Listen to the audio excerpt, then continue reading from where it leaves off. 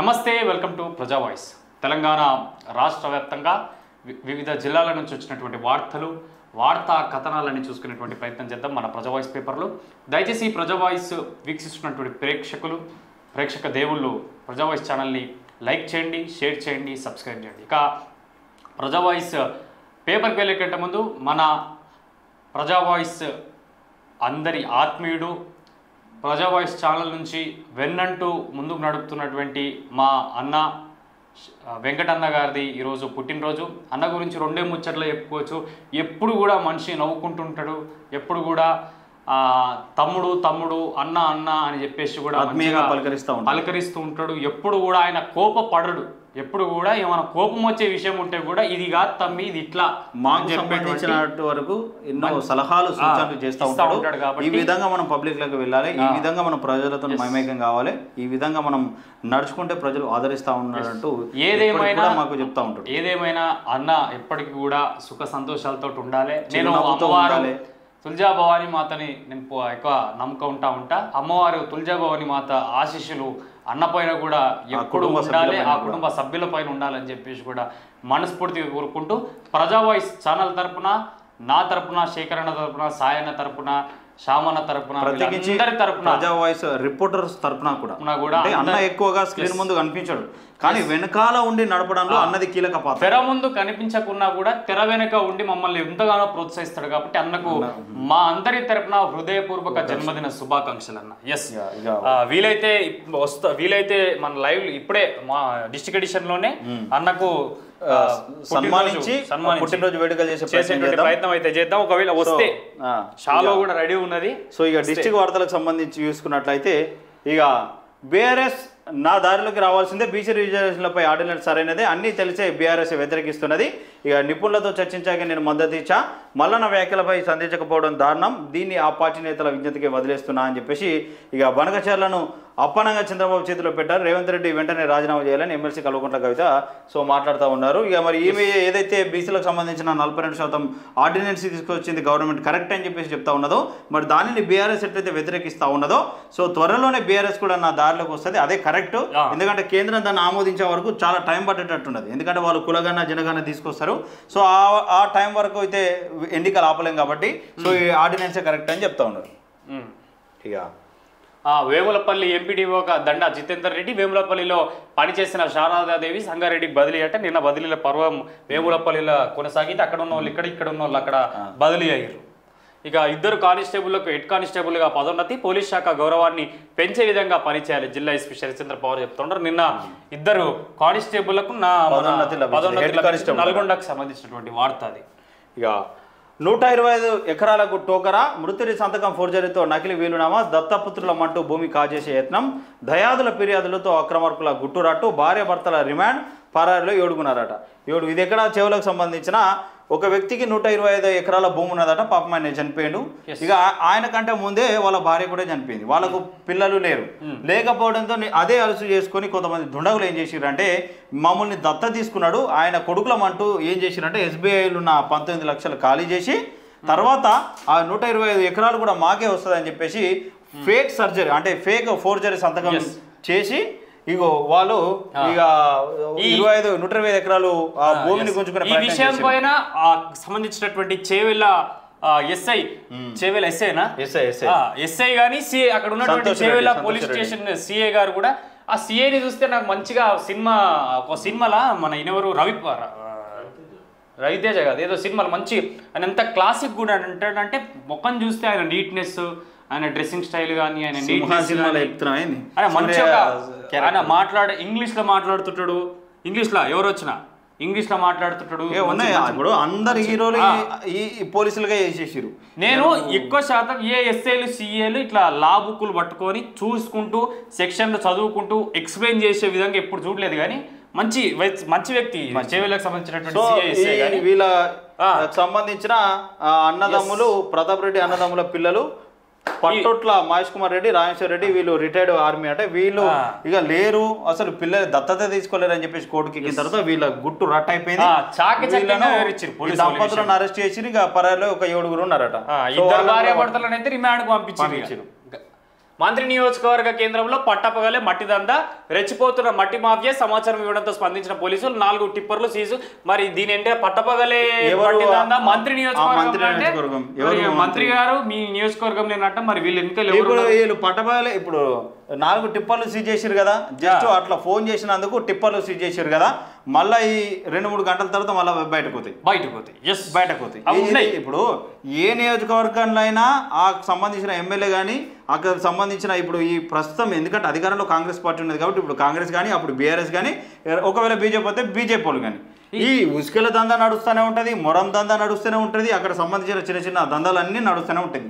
మరి అధికారులకు తెలియదు అంటే అధికారులకు తెలుసు, కానీ ఏం చేస్తారు, వాళ్ళకి పైనుంచి ఒత్తిడి ఉంటుంది, ఇన్ఫర్మేషన్ ఉంటుంది, ఒత్తిడి ఉంటుంది. మీరు అటువైపు పోవద్దు, అవి పట్టుకోవద్దు, అవి చూడొద్దని ఏం చేస్తారు. మరి ఏమైనా పట్టపగలే ఈ ఇసుక దందా కానీ మట్టి దందా చేస్తుండంటే ఈ నెటకి ఎవరో ఉన్నారు. మంత్రి గారు మీ నియోజకవర్గమే ఉన్నారంటే మరి మిరిగిటేమని నడుస్తున్నది, మిరిగిటేమని ఉన్నారా? జర అరుచుకోర్రి, వీళ్ళని ఏమైనా అరుచుకొని పట్టపగలు చేయకూడదు, రాత్రిపూట చేయరు.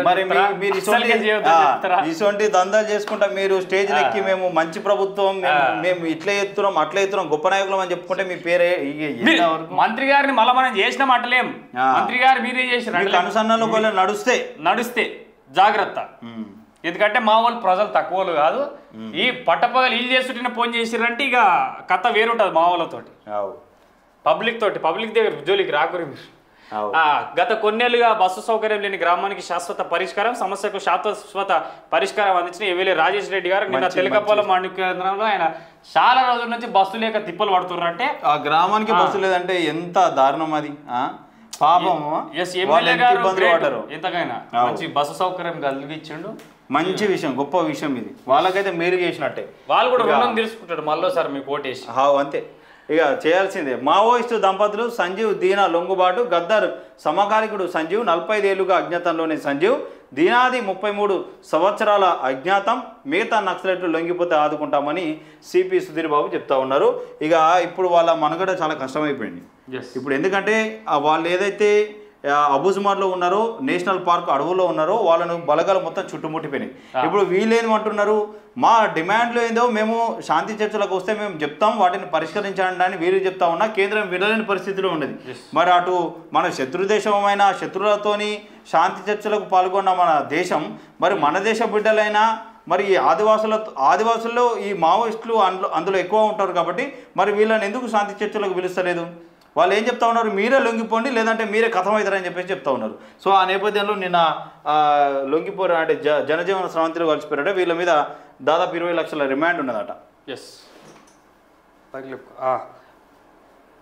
ఓఆర్ఆర్ లోపల కళ్ళు అమ్మకాలు బంద్ అంట. హైదరాబాద్లో కళ్ళు దుకాణాలు మూతపడుతున్నాయా? కల్తీ కళ్ళను అరికట్టాలంటే అసలు కళ్ళు దుకాణాలే లేకుండా చర్యలు తీసుకోవాలి 100%. కానీ ఎవరు ఇప్పుడు ఈత కళ్ళు తాటి చెట్టు లేకుండా ఇన్ని వందల లీటర్లు 1000 లీటర్లు కళ్ళెడిగలు మళ్ళీ సిటీలా ఇప్పుడు మామూలు చెట్లే కనబడతలేవు, మళ్ళీ అసలు ఈత చెట్లు తాటి చెట్ల కళ్ళెడిగెళ్ళి మందుని కలిపి కళ్ళులల్లా కళ్ళులల్లా కలిపి ఒక మంది ప్రాణాలను మొన్ననే ఈ కళ్ళుదా ఏదో పాట ఉంటది కదా, పాట కుసం సీను మందు కళ్ళు కలిపిన నీళ్ళు కళ్ళు తాగితే కళ్ళ నిండా ఊసులాయన మందు కలిపిన కళ్ళును తాగిన మంది కళ్ళ నిండుసులయ్యినై సల్లని బీరు విసికేవాడు తెచ్చే నా పల్లెల్లోనా అయ్యా గ్రామ స్వరాజ్యం గంగలోనవాయే దేశంలో. వాళ్ళకి ఏంటంటే వాళ్ళు రెక్కాడితే కానీ డొక్కాడే కానీ కార్మికులు, వాళ్ళు పొద్దంతా గుడ్డు కష్టం చేస్తారు. వాళ్ళు కోటరు విసుకు కొనుక్కుందామంటే వాళ్ళ దగ్గర డబ్బులు ఉంటాయి, 200-300 పెట్టలేక ఈ 50 రూపాయలు 60 రూపాయలు ఒక సీసా అయితే ఆ అచ్చ మత్తుతోనే వాళ్ళు తిని పండుకుంటే నొప్పులు పోతే రేపు పొద్దున మళ్ళీ వాళ్ళు పనిపోయే పరిస్థితి. 60 రూపాయల కళ్ళు నువ్వు ఈత కళ్ళు అనుకుంటున్నావు, తాటి 20 రూపాయల సీసా 20 రూపాయలు మనకు తెలియదు రేట్లు కానీ. సో నేను అట్లా వాళ్ళు 200 బాటిల్ 20 రూపాయల థమ్స్అప్ బాటిల్ ఎట్లా వస్తుంది 20 రూపాయలకి 20 రూపాయలకు కళ్ళు సీసా వాళ్ళు 200-300 పెట్టి విసికి తాగలేక, ఎందుకంటే వాళ్ళు చేసేది 600 నుంచి 1000 రూపాయల మధ్యలో పనిచేస్తూ ఉంటారు. పొద్దున్న దాకా గుడ్డు కష్టం ఎండాల వాననక. మరి వాళ్ళు ఈ ఒక్క సీసా తాగానే ఎక్కిన మత్తుతో పోయి తిని పండుకొని ఈ నొప్పులు పోగానే మళ్ళీ రేపు పొద్దున పనికి పెట్టేవాళ్ళు. సో వాళ్ళని ఆశ్రయించుకొని ఇట్లా అయితే 10 మంది. రిపోర్టర్ ఇట్లనే కల్దుకునంలో పోయిండు, రిపోర్టర్ కల్దుకునంలో పోతే ఆయన మూతికాడ మైక్ పెడితే ఆయన ఏమంటుండు, ఇత పట్టపగలు వచ్చి కళ్ళు తాగుతున్నాయేమంటే గివ్వదాకా పని చేసి వచ్చినా మళ్ళీ పనికోవాలి, ఇది కొద్దిగా ఆసరగా, ఆసరా అట్లా ఇంత నొప్పులు పోతాయి. మరి ఇక అధికారులేమో కళ్ళు మూసుకొని వ్యవహరించబట్టి ఇక మహిళలకు ఆర్థిక స్వతంత్రమే లక్ష్యం, నిజాం కాలేజీ సమస్యల పరిష్కారానికి కృషి చేస్తా అని మల్లు బచ్చి విక్రమార్క అంటా ఉన్నారు. వీళ్ళు ఏదైతే మరి 1,000,000 మంది మహిళలను కోటీశ్వర్లను చేస్తా అని చెప్పేసి మాట్లాడుతూ ఉన్నారో, సో అందులో నేపథ్యం మహిళలకు ఆర్థిక స్వాతంత్రం అంటే వాళ్ళ చేతుల్లో డబ్బులు ఉండాలి, వాళ్ళ చేతుల్లో పన్నులు ఉండాలి, వాళ్ళ కాళ్ళ మీద వాళ్ళే సంపాదించుకోవాలి అన్న మహిళా సంఘాలకు 20,000 కోట్లు 20,000 కోట్లు ఎటువంటి రుణాలు లేకుండా, ఎటువంటి అంటే వడ్డీలు లేకుండా, తక్కువ వడ్డీ లేని రుణాలు ఇస్తామని. ఇది ఒక రుణము, దీనికి వడ్డీ లేని. ఇప్పుడు వీళ్ళు ఏం చేస్తారంటే ఇప్పుడు ప్రతి మహిళా సంఘంలో ఒక 10 మంది మెంబర్లు ఉంటారండి. వాళ్ళకు 1,00,000 నుంచి 2,00,000 మధ్య వస్తుంది. వాళ్ళు ఏంటంటే చిన్నపాటి టైలరింగ్ పెట్టుకోవడానికో, లేదా చిన్నపాటి కిరాణా షాప్ పెట్టుకోవడానికో, లేకపోతే ఇంకేదైనా చిన్న అంటే వాళ్ళ భర్త ఆల్రెడీ పనిలో ఉంటే ఈ 2,00,000 తీసుకొచ్చి ఇంకా మెరుగ్గా వేసుకున్నాం. సో ఇట్లా ఆసరవుతా ఉన్నాయి. నిజంగా మంచి విషయం ఇది. ఇక గ్రామ రాజకీయాల వైపు యువత చూస్తూ ఉన్నదట. తెలంగాణలో స్థానిక సంస్థల ఎన్నికల హడావిడి ప్రారంభమైంది. స్థానిక పోరుకు సంబంధించి ఒక్కో అడుగు ముందుకు పడుతుంది. తాజాగా ఎన్నికలు నిర్వహించే వార్డులు, గ్రామాలు, ఎంపీటీసీ, జెడ్పీటీసీ స్థానాలను రాష్ట్ర ప్రభుత్వం ఖరారు చేయడంతో క్షేత్రస్థాయిలో రాజకీయం వేడెక్కుతుంది. రాష్ట్రంలో 566 జెడ్పీటీసీ స్థానాలు, 5,773 ఎంపీటీసీ స్థానాలు, 12,778 గ్రామ పంచాయతీలు, 1,12,694 వార్డులు ఉన్నట్టు తాజాగా ప్రభుత్వం ఉత్తర్వులు జారీ చేసిందట.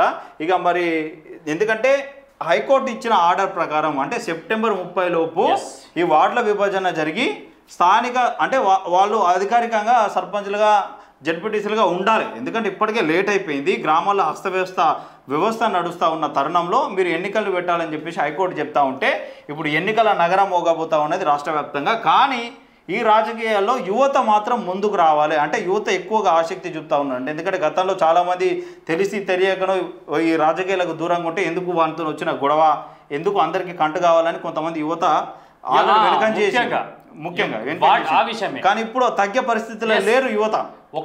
నూరైనా ఎవరేమి అనుకున్నా నువ్వెళ్ళే రాజ్యాన రాజు నువ్వే, బంటు నువ్వే, సైన్యం నువ్వే, ఏమైనా ఏదైనా నువ్వెళ్ళే బడిలో నా పలక నువ్వే, బలపం నువ్వే, ప్రశ్న నువ్వే, బదులు నువ్వే, అన్నీ నువ్వే కావాలి, అనుకున్నది సాధించాలి, అనునిత్యం పోరాడాలి, ఏదైనా ఏమైనా నువ్వెళ్ళే బారిలో నా పలక నువ్వే. మంచి పాడవాడు వాస్తవంగా సపోర్ట్ కొట్టాలి. మంచి కళాకారుడు, సందర్భాన్ని బట్టి పాటలు అందుకుంటాడు. మళ్ళీ అట్టుట్ల పాటలు కాదు, అందులో మీనింగ్ ఉన్న పాటలు మాత్రమే వాడతాడు. ఎందుకంటే ఇప్పుడు గతంలో చాలా మంది రాజకీయ నాయకులు చేంజ్ చేసిరండి. 50-60 లక్షలు ఖర్చు పెడతారు గ్రామానికి. సర్పంచ్ వెళ్ళాలంటే తినిపిస్తాడు, తాగిపిస్తాడు, పైసలు వంచుతాడు. మళ్ళీ తర్వాత అవి ఎట్లా రాబట్టుకోవాలి? వడ్డీ కాదు, డబల్ వడ్డీతోని దాన్ని రాబట్టుకోవాలంటే ఆ గ్రామంలో ఉన్న మొత్తం పనులని కింద మీద వేసి పడేయాలి. సో ఇప్పుడు అట్లా దానివల్ల ఏమవుతుంది? గ్రామం అభివృద్ధి అవుతలేదు. అంటే ఎన్నో ఏళ్ళుగా ఉన్న ఊరు అట్లనే ఉంటా ఉన్నది. ఇప్పుడు అట్లా జరిగే పరిస్థితులు లేవు. యువత మాత్రం ఎవడేమన్నా అనుకోని యువత మీరు రాజకీయాలలోకి రండి. మనము రాజకీయాలు వచ్చి ప్రశ్నించడం మొదలు పెడితేనే ఇక్కడ పాలకులు చెంపలు నోర్లు మూసుకుంటారు.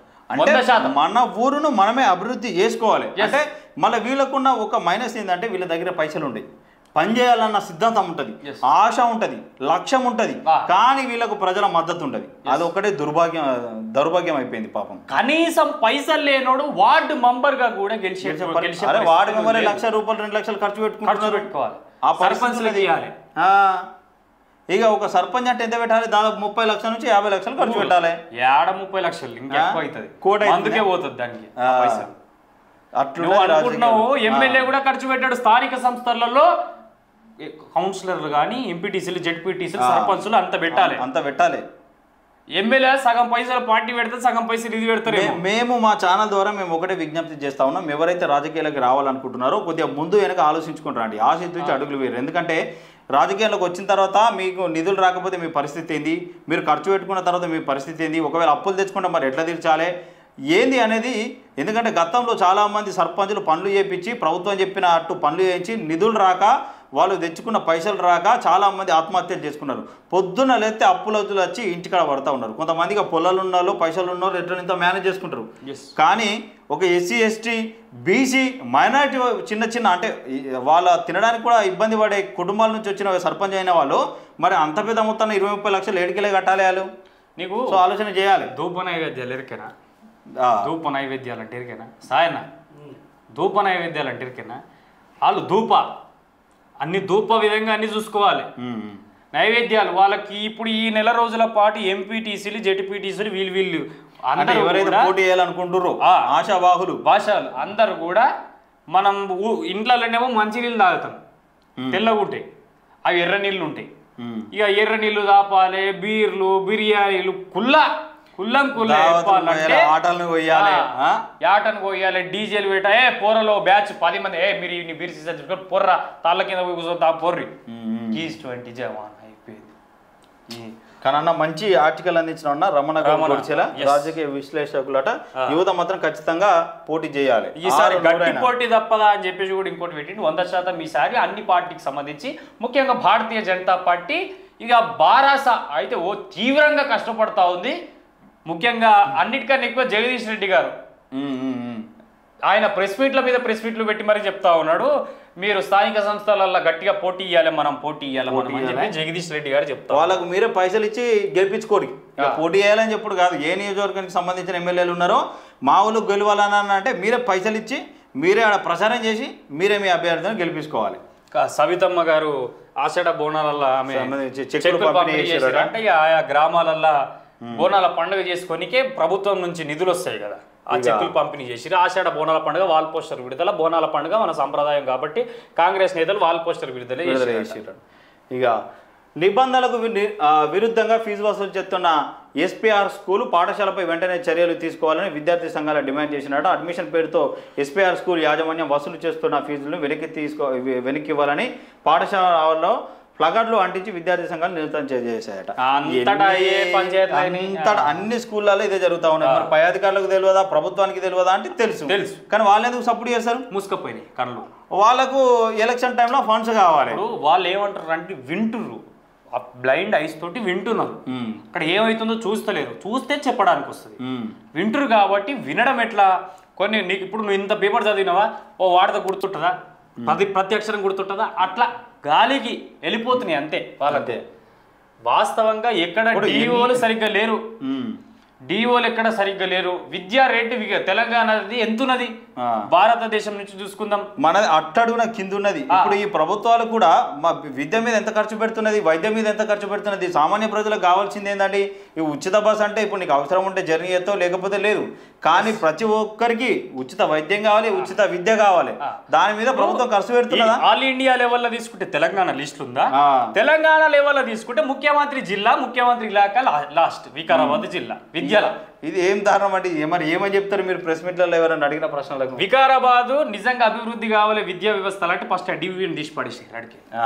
ఆమె నాటకపోయింది. ఎందుకంటే మా అన్నది నిజామాబాదే కాబట్టి పట్టుతో నిజామాబాద్ సారీ వికారాబాద్ కాబట్టి ఆ వికారాబాద్ మీద ఉన్న పట్టుతో చెప్తా ఉన్నాడు. ఫస్ట్ ఆమె నాటకపోయిందాడ అన్ని విధాలుగా ఏర్లు మొత్తం కలెక్టర్ ఆఫీస్ చుట్టూ ఆమె ఏర్లే ఉన్నాయి. కింద భూమిలా చెట్లు కింద ఏర్లు ఎట్లా వాళ్తాయి, యాప చెట్టు ఇవన్నీ. ఆ ఏర్ల లేక పారకపోయింది ఆమె తీసి పడేసారు. ఆమె బదిలీ అయితే లేదు, వచ్చి ఎన్ని రోజులు అయిందో పాతకపోయింది ఆమెను ఆడకెళ్ళి తీసి ఏడికైనా బదిలీ చేస్తే విద్యా వ్యవస్థ ఏమన్నా సక్రమంగా ఉంటుంది వికారాబాద్లో. ఇవి అట్టడుగునా పోయినసారి అంతే. సరే అట్టుపోయినసారి ఆ కేసీఆర్ ప్రభుత్వంలో కూడా లాస్ట్కు ఉండే కదా. నేనేమనుకున్నా సీఎం జిల్లా కదా, ఈ వికారాబాద్ మంచిగా రాకపోతే సీఎం ఇలాకా మొత్తం పేరు వస్తుంది కదా, ఈసారి టాప్ 10 ఉంటది అనుకుంటే లాస్ట్ మొత్తం మనది 31వ జిల్లా వికారాబాద్. ఏం దారుణం, లాస్ట్ నుంచి ఫస్ట్ మనం వికారాబాద్ లో. సో అట్లా ఫస్ట్ ఉన్నారు కింద నుంచి లాస్ట్ లాగా అనుకుంటున్నాం. ఒకప్పుడు వికారాబాద్ విద్యా వ్యవస్థలో ఫస్ట్ తెలుసా. వికారాబాద్ అంటే అక్కడ ఎస్ఏపి కాలేజ్, శ్రీ అనంత పద్మన, అక్కడ అనంతగిరి పర్యాటక ప్రాంతం ఉంటుంది. వికారాబాద్ కా హవా లాఖోంకి ధవా అని చెప్పేసి కేసీఆర్ గారు చెప్పారు. అంటే వికారాబాద్ యొక్క గాలి, అక్కడ ఉన్నటువంటి గాలి కొన్ని వేల లక్షల వ్యాధులను నయం చేసేటువంటి దవా అంటే అన్ని ఔషధ చెట్లు ఉంటాయి అక్కడ చుట్టూ మొత్తం అడవి ప్రాంతం అది వికారాబాద్. తెలంగాణ ఊటీ అని కూడా చెప్తారు.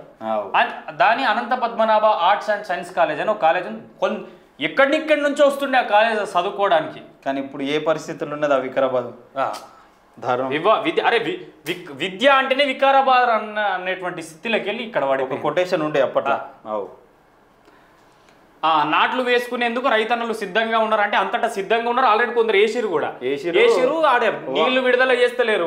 ఇటు నీళ్లు వస్తలేవు, అటు వర్షాలు వస్తలేవు. అన్నదాతల ఆవేదన అంతా ఇంత కాదు పాపం. అటు అంటే అప్పులు పెట్టి డబ్బులు పెట్టి తెచ్చుకున్న విత్తనాలు ఆ చెట్లు మొలకెత్తిన చెట్లు ఎండిపోతా ఉన్నాయి.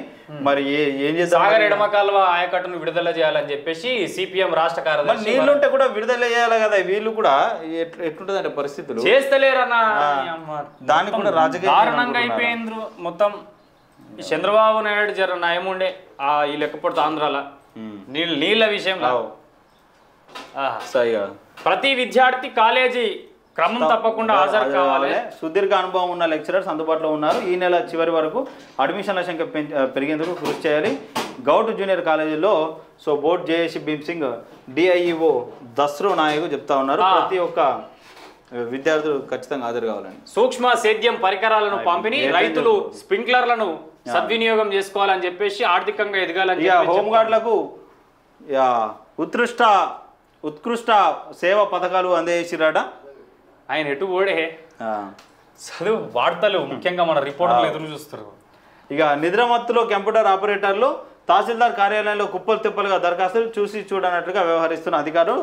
జిల్లాలో తహసీల్దార్ కార్యాలయాల్లో ఆదాయ ధృవీకరణ పత్రాలు, కుల ధృవీకరణ పత్రాలు, రేషన్ కార్డుల కోసం ప్రజలు తీవ్ర ఇబ్బందులు పడుతున్నారు. దరఖాస్తులను క్షేత్రస్థాయిలో రెవెన్యూ ఇన్స్పెక్టర్ తహసీల్దారు పరిశీలించి సంతకాలు చేసినప్పటికీ కంప్యూటర్ ఆపరేటర్లు నిర్లక్ష్యంతో జాప్యం జరుగుతుందని ప్రజలు మండిపోతున్నారు. అంటే ఇప్పుడు ఈ ఉన్నతాధికారులే రెవెన్యూ ఇన్స్పెక్టర్లు, ఎంపీడీఓలు సంతకాలు చేసిన తర్వాత ఇవి అప్రూవల్ కొట్టడానికి మీకు కంప్యూటర్ ఆపరేటర్లకు ఉన్న బాధ ఏంది, నొప్పి ఏంది?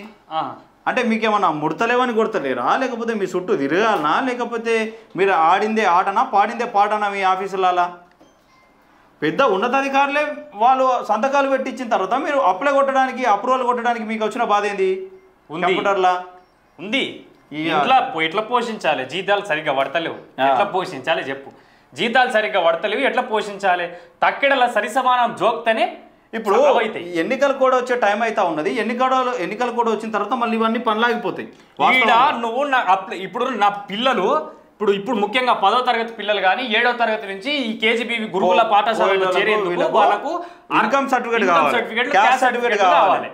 వీడు ఏం చేస్తాడు? ఆ డేట్ అయిపోయినా కూడా క్యాస్ట్ సర్టిఫికేట్లు, ఇన్కమ్ సర్టిఫికేట్లు రాకపోతే వీళ్ళు ఎట్లా రిపోర్ట్ చేసుకోవాలి? కాలేజీలలో, స్కూళ్ళలో వచ్చిన ఇప్పుడు మళ్ళీ ఎన్నికలు కూడా వాడే టైం ఉన్నది.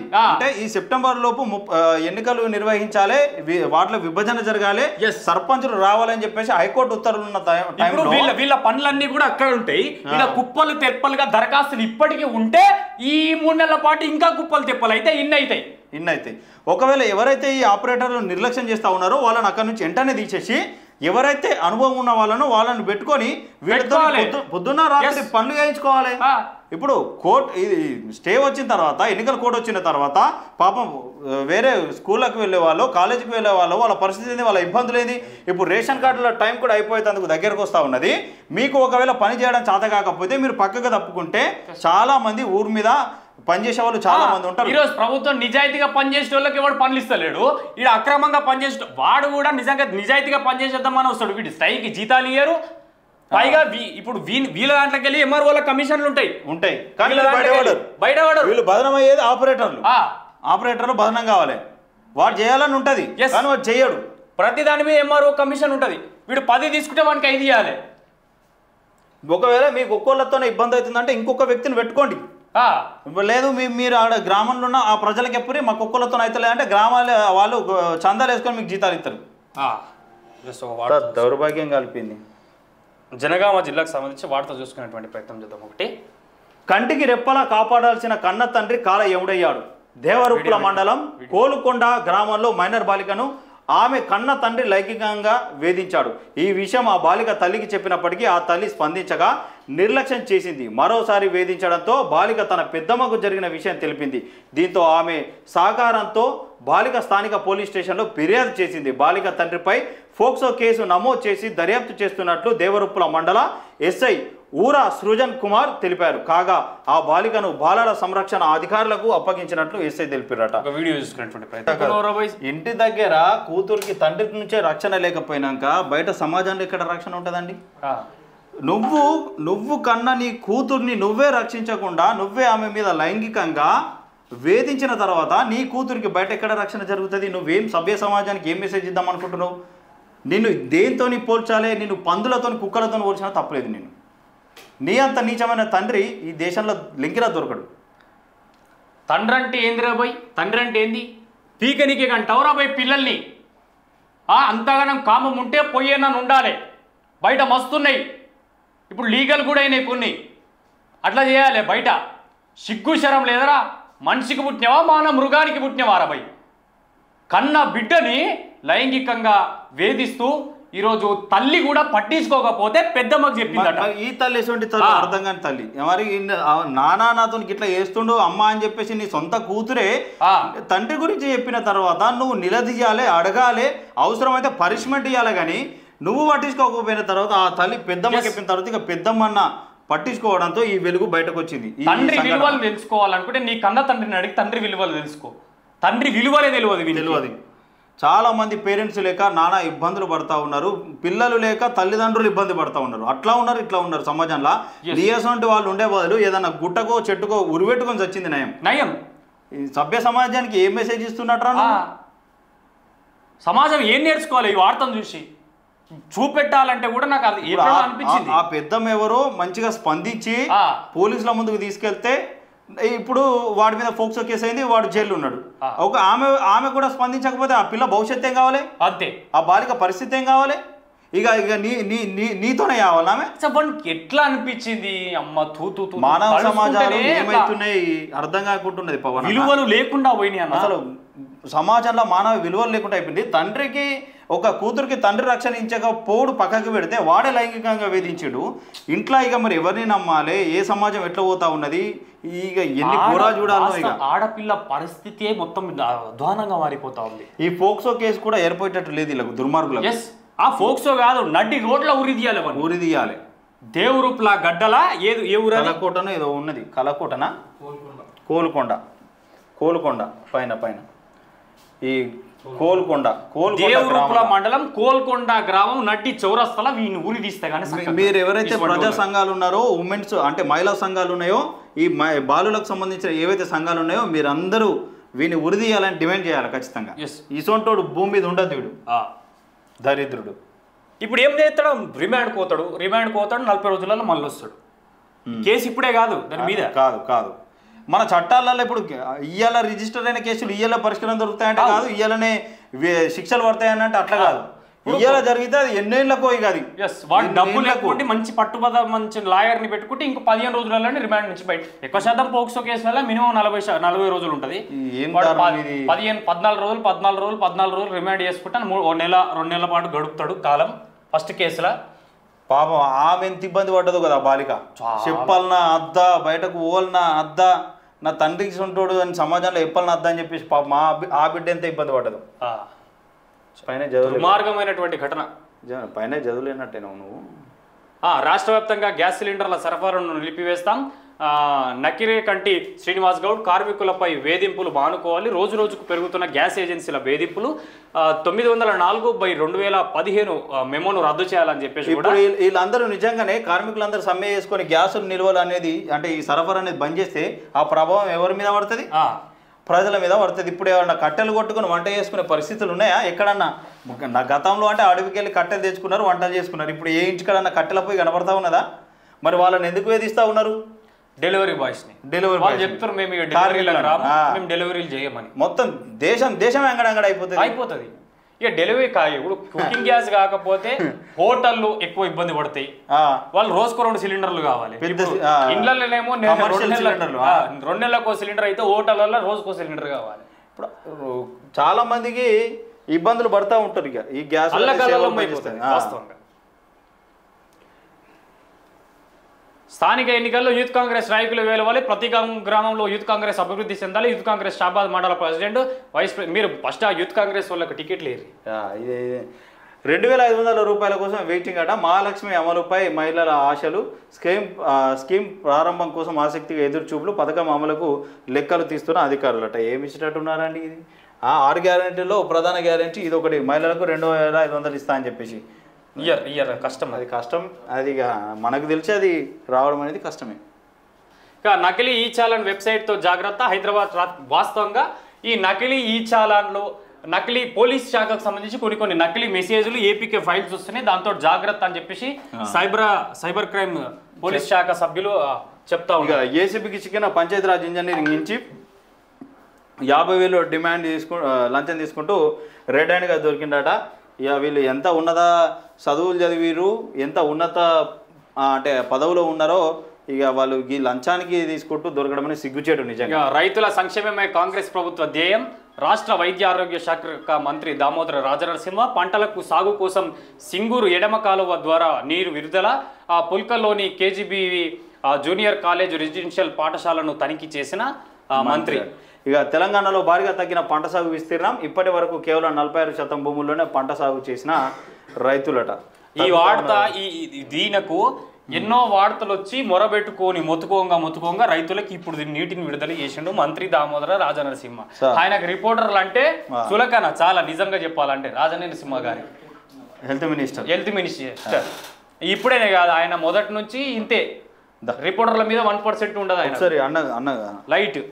ఇక అన్న మన వెంకటన్న గారిది పుట్టినరోజు సందర్భంగా సో అన్నను ప్రజా వాయిస్ వేదికగా అన్న రావాలి.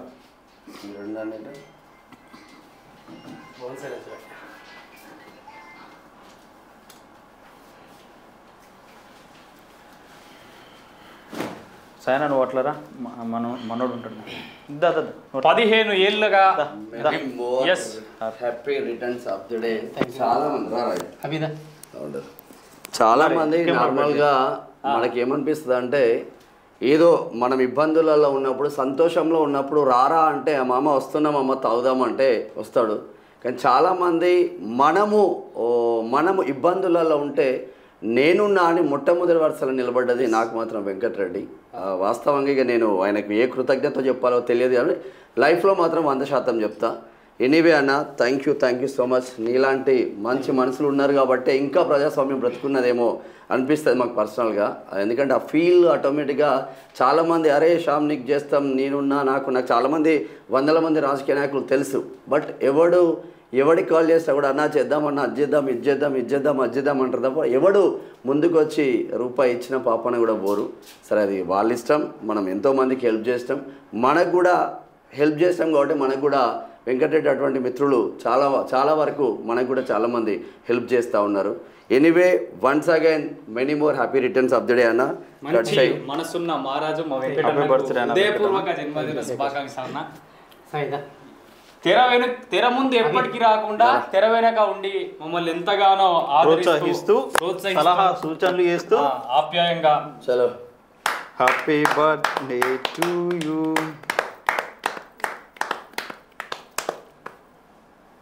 నువ్వు లేదు నా బర్త్డే కాదు ఈరోజు, నీ బర్త్డే. ఇది మన అందరి బర్త్డే. అది కూడా వాస్తవం. Many more happy returns of the day అన్న. పిల్లలు అదే సార్ అందరికి నేనే పెడతా.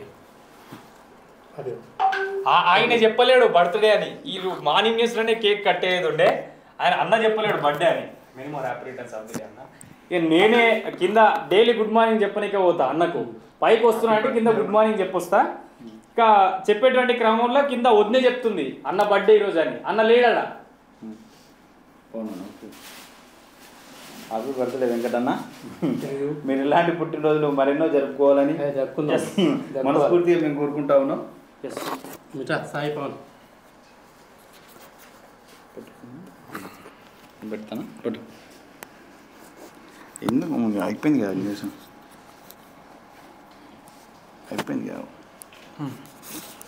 ఒక్క నిమిషం అటు రావాలా?